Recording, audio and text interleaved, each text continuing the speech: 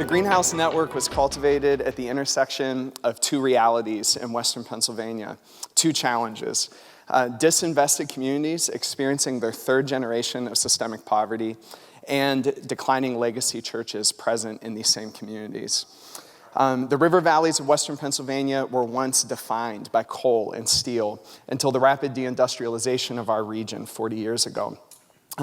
This means our communities have great social and economic need with declining gospel presence. We are in the midst of trying to figure out what God is doing at the intersection of those two things.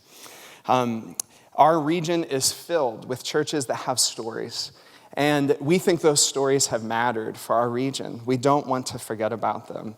And yet, we think that God is doing something new, particularly in places that have been forgotten by empire.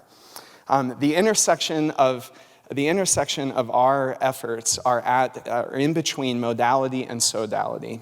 By modality, we mean the church gathered and established. By sodality, we mean the church released and on mission.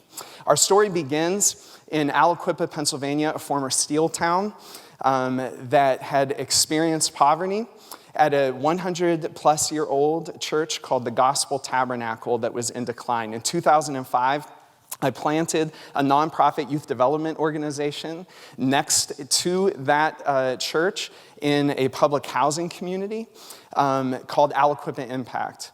That nonprofit organization eventually grew into a network of missional outposts from the east side of Pittsburgh to Ohio. We planted an incubator accelerator organization at the relational center of that network to support missional leaders, but also help our neighbors experiencing poverty start businesses of their own. This was way more than a legacy institution in a declining city could accomplish on its own.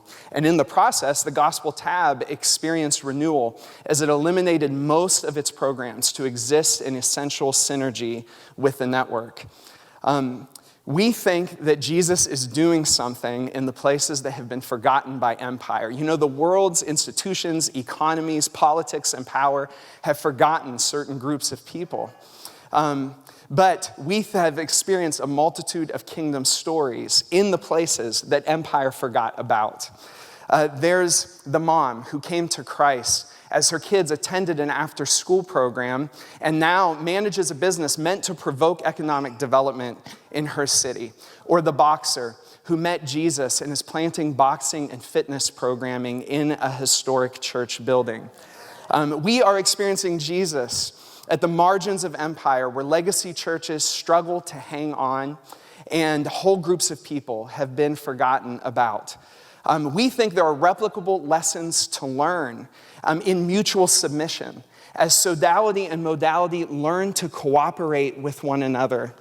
And this has not only to do with effectiveness in under-resourced communities, but with holiness as we learn to go low together and as we learn to bless what each other are doing. And so recently, our network was invited into strategic partnership with the Western Pennsylvania District of the Christian and Missionary Alliance. This partnership is birthing new opportunities to learn from organic network working alongside of legacy institutions. We think there are lessons to learn together in this mix about how legacy institutions can experience renewal as they work beside organic, decentralized release networks. So we need a few things. First of all, we need to learn how to scale in a way that fits our values, and we think you can help us with that. We need to make investments in evangelistic leaders who can help and contextualize gospel proclamation among differing tribes of people. And more than money, honestly, what we need are friends. People who will join us in not forgetting about the places that empire has overlooked, so that we can experience what Jesus is doing in these places and dream kingdom dreams together. Thank you.